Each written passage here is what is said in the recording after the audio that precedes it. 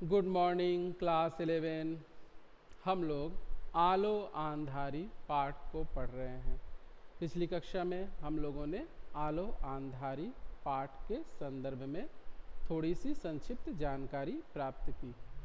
चलिए आज हम लोग इस पाठ को विस्तार से पढ़ते हैं। मैं पाठ को पढ़ते हुए आपको समझा रहा हूँ। मैं अब अपने किराए के घर में थी। कौन कह रही है? बेबी हालदार कि मैं अब अपने किराए के घर में थी। सब समय सोचती रहती कि काम ना मिला तो बच्चों को क्या खिलाऊंगी, कैसे उन्हें पालूंगी पोसूंगी। यह एक बड़ी विकट समस्या थी। किसके सामने आकर खड़ी हो गई यह समस्या? बेबी हालदार के सामने। कि अब मैं, क्योंकि वह अपने पति को छोड़ चुकी थी, उसके अत्याचारों से परेशान होकर उसको छोड़ चुकी थी और अपने बच्चों को लेकर अलग हो गई थी। तो कह रही है कि अब मेरे सामने यह सबसे बड़ी समस्या आकर खड़ी हो गई है कि मैं अगर मुझे काम नहीं मिला तो मैं अपने बच्चों को कैसे पालूंगी पोसूंगी, उन्हें क्या खिलाऊंगी। मैं स्वयं एक घर से दूसरे घर काम खोजने जाती और दूसरों से भी काम जुटाने के लिए कहती। यानी मैं घर घर घूमकर क्या करती थी?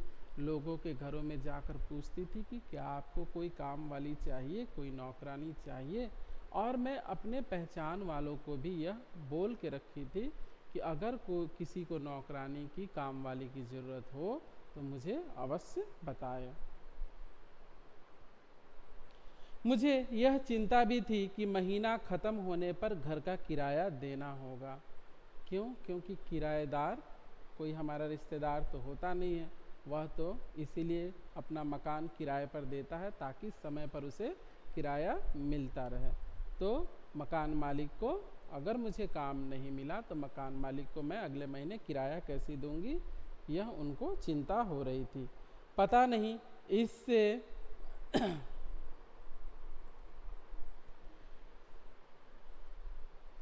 पता नहीं इससे कम किराए में कोई घर मिलेगा या नहीं। अगर मान लीजिए काम नहीं मिला और यह घर छूट गया तो इससे कम किराए में कोई मुझे घर देगा या नहीं, इस बात की भी उन्हें चिंता थी।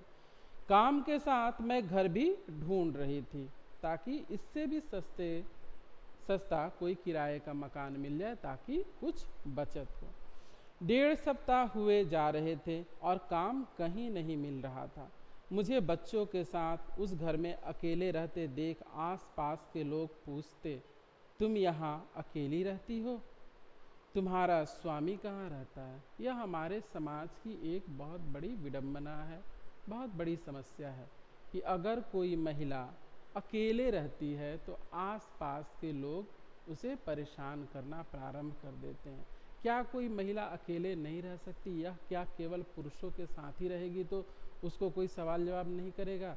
क्या इस देश का जो कानून है, जो देश का संविधान है, यह लोगों को इतनी आज़ादी नहीं देता कि वह कहीं भी अकेले रह सके? सबको बराबर का अधिकार देता है। तो यह हमारा समाज जो एक पिछड़ी सोच से ग्रसित है, रूढ़िवादी सोच से ग्रसित है, वह क्या सोचता है? एक महिला कभी अकेले नहीं रह सकती, उसका पति कहाँ है, एक पति होना ही चाहिए। तो ये सब बातें दकियानूसी सोच और रूढ़िवादी मानसिकता को दर्शाता है। तो लोग उसको पूछते कि तुम्हारा स्वामी कहाँ है, यानी वो जानना चाहते थे कि उसका कोई पति है भी या नहीं है, ये कहाँ से आ गई है, ये किसके बच्चे हैं, ये सब जानना। यानी दूसरों के क्या बोलते हैं, दूसरों की बातें जानना। आसपास के जो लोग होते हैं, जो पड़ोसी हैं, तो उनको बड़ा मज़ा आता है ये सब जानने में। यानी दूसरों के लफड़े में वो अपने आप को फंसा कर रखते हैं, अपना नहीं देखते कि उनमें कितने दोष भरे पड़े हैं, ये उनको कोई मतलब नहीं है। बस दूसरों को देखते रहो, हाँ इसका ये ऐसे हो रहा है, उसका, बस पड़ोसियों का यही काम है। तो उससे पूछते, क्या तुम्हारा स्वामी कहाँ रहता है? तुम कितने दिनों से यहाँ हो? तुम्हारा स्वामी वहाँ क्या करता है?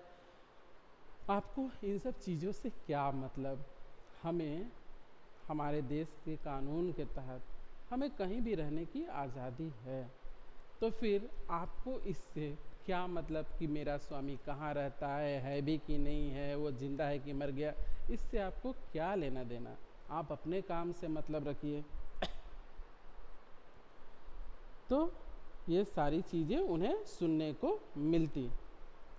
तुम्हारा स्वामी क्यों नहीं आता, ऐसी बातें सुन मेरी किसी के पास खड़े होने की इच्छा नहीं होती थी। यह होता है परेशान करना, लोगों का जबरदस्ती किसी के जीवन में हस्तक्षेप करना।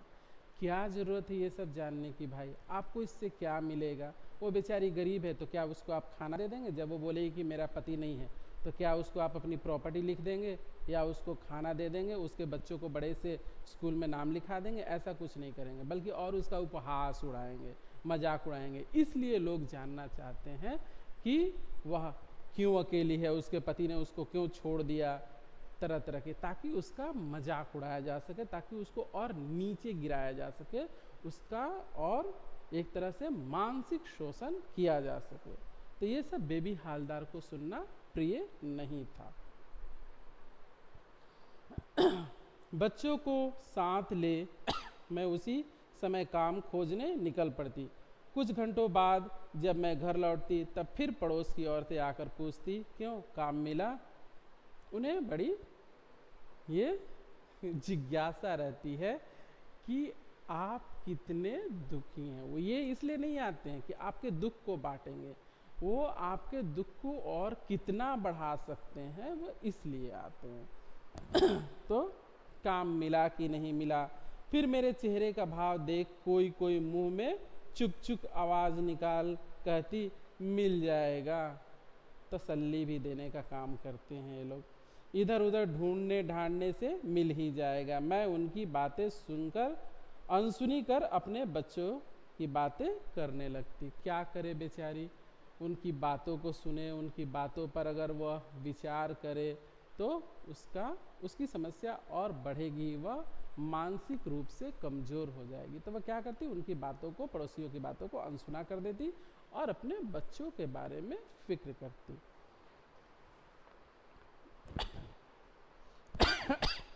मेम साहब की कोठी के सामने की एक कोठी में सुनील नाम का 30-32 साल का एक युवक मोटर चलाता था। वह मुझे पहचानता था, इसलिए मैंने उससे भी अपने काम के बारे में कह रखा था। यानी पहले ही मैंने बताया कि बेबी हालदार ने अपने पहचान वालों को काम के सिलसिले में कह रखा था कि अगर किसी को कोई काम वाली चाहिए तो बताए, कहीं कोई काम हो तो बताए। एक दिन रास्ते में मुझे देखकर उसने पूछा, तुम क्या अब उस कोठी में काम नहीं करती? मैंने कहा, मुझे उस कोठी को छोड़े 1.5 सप्ताह हो गया, अभी तक मुझे कोई काम नहीं मिला है। वह बोला, ठीक है, मुझे काम के बारे में कुछ पता चलेगा तो मैं अवश्य बताऊंगा। 2-1 दिन बाद दोपहर को बच्चों को खिला पिलाकर मैं उनके साथ यानी बच्चों के साथ सो रही थी कि सुनील आया और बोला, क्यों, काम मिला? मैंने कहा, नहीं, अभी तक कुछ नहीं मिला। वह बोला, तो चलो मेरे साथ। मैंने पूछा, कहाँ? तो वह बोला, काम करना है तो मैं तुम्हें लिए चलता हूँ, बाकी बातें तुम वहाँ स्वयं कर लेना। यानी अगर तुम्हें काम चाहिए तो मैं तुम्हें जहाँ लेके चलता हूँ वहाँ तुम चलो, बाकी जितनी बातें हैं वहीं पहुँचकर कर लेंगे।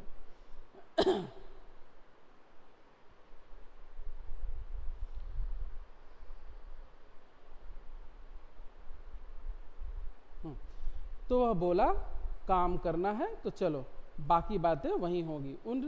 उसकी बात सुन मैं फौरन उसके साथ निकल पड़ी। वहाँ पहुंचकर सुनील ने गेट के बाहर लगी बेल बजाई तो उस घर के साहब बाहर आए। सुनील ने उनसे कहा, सर, आपने कहा था ना, मैं इसे ले आया हूँ। यानी आपको जो काम वाली चाहिए थी मैं उसको ले आया हूँ। उन्होंने मुझसे कहा, तुम बंगाली हो? मैं बोली, हाँ। इसके बाद काम के बारे में बातें हुई। उन्होंने कहा, देखो, यहाँ जो औरत काम करती है उसे मैं 800 रुपये देता हूँ। तुम्हारे पैसे के बारे में मैं तुम्हारा काम देखकर बताऊंगा। यानी मैं काम देखकर बताऊंगा कि मैं तुम्हें कितना दे सकता हूँ। तो यह तुम्हारे काम पे निर्भर करता है। मैं बोली ठीक है, यहाँ कितने बजे आने से ठीक होगा? उन्होंने कहा तुम जितनी जल्दी आ सको, क्योंकि मैं बहुत सवेरे उठता हूँ, तो तुम जितनी जल्दी आ सकती हो उतना अच्छा है। मैं बोली मुझे तो जाकर बच्चों के लिए खाना वाना बनाना होता है, तो मैं 6-7 बजे तक आऊँगी। इतना कहकर मैं चलने लगी तो मुझे लगा वह पैसों के बारे में कुछ कहना चाहते हैं। सुनील जाने को हुआ तो उससे मैंने थोड़ा रुक जाने को कहा। वह बोला तुम बात करके आ जाना, मैं चलता हूँ। मैंने कहा बस थोड़ा सा रुक जाओ, लेकिन साहब ने फिर पैसों की बात नहीं उठाई और सिर्फ इतना कहा कल से तुम काम पर आ जाओ। यानी वह सोचती थी कि पैसों के बारे में साहब बात करेंगे, लेकिन साहब ने पैसों के बारे में बात नहीं किया, बस कहा कि कल तुम काम पे आ जाना। अगले दिन मैं काम पर आई तो दूर से ही 35-40 वर्ष की एक विधवा को उसी घर में काम के लिए जाते देखा। साहब बाहर पेड़ों में पानी दे रहे थे। मुझे देखते ही वह भीतर गए और उस औरत से साफ साफ बातें कर उसी समय उसे काम से हटा दिया कि तुम अब काम से विदा ले सकती हो, तुम्हें यहाँ आने की कोई आवश्यकता नहीं है। वह औरत भी बंगाली थी। बाहर आते ही उसने मुझे गालियाँ देना शुरू कर दिया कि तुम्हारे कारण ही मेरी नौकरी छूट गई। मैंने कहा देखो मैं कुछ नहीं जानती, इसमें मेरा कोई दोष नहीं है, बेबी हालदार ने उससे कहा। यदि जानती होती कि यहाँ पहले से ही कोई काम कर रहा है तो मैं नहीं आती। मुझसे कहने से कोई लाभ नहीं है, यानी तुम जो मुझे इतनी गालियाँ दे रही हो, मुझे बुरा भला कह रही हो, इससे कोई लाभ नहीं है, मैं यह सब पहले से नहीं जानती थी। तुम साहब को मेरी तरफ से जाकर बता दो कि वह इस तरह काम करने को राजी नहीं है। उसने ऐसा कुछ नहीं किया, उसने ऐसा कुछ नहीं किया और मुझे बकते बकते चली गई। साहब आकर मुझे भीतर ले गए और सब समझा बुझा दिया कि क्या करना होगा क्या नहीं करना होगा, यानी पूरा काम मुझे साहब ने बता दिया। बस उस दिन मैं अपने मन से खाना वाना बनाकर टेबल पर रखकर घर जाने लगी। मेरा काम देखकर घर में सभी आश्चर्य करते। एक दिन साहब ने पूछा तुम इतना ढेर सारा काम इतने कम समय में और इतनी अच्छी तरह कैसे कर लेती हो? यानी साहब बेबी हालदार के काम से बड़े प्रसन्न हुए। घर वाले भी आश्चर्यचकित हुए कि ये इतना जल्दी इतने अच्छे से काम कैसे कर लेती है। कहाँ सीखा तुमने यह सब? मैंने कहा घर के काम में मुझे असुविधा नहीं होती, क्योंकि बचपन से अभ्यास है। यह काम मैं बचपन से करती आ रही हूँ, इसलिए मुझे इसमें कोई असुविधा नहीं होती। मैं शुरू से ये काम करती आ रही हूँ, इसलिए मैं अभ्यस्त हूँ। बचपन से ही मैं बिना माँ के, यानी उनकी जो माँ थी बचपन में ही उनकी मृत्यु हो गई थी, तो बिना माँ के रही हूँ। मेरे बाबा भी सब समय घर पर नहीं होते थे, इसी कारण मेरा पढ़ना लिखना भी नहीं हो सका। यानी मैं बचपन से ही अभावों में जी हूँ। मेरी माँ के ना होने के कारण सारे घर के काम मुझे ही करने पड़ते थे, जिस कारण से मेरी पढ़ाई लिखाई भी नहीं हो पाई। अगली कक्षा में जब हम लोग मिलेंगे तो पाठ को आगे बढ़ाएंगे और आगे जानेंगे बेबी हालदार के जीवन के संबंध में। तो मिलते हैं अगली कक्षा में और पढ़ते हैं आलो आंधारी।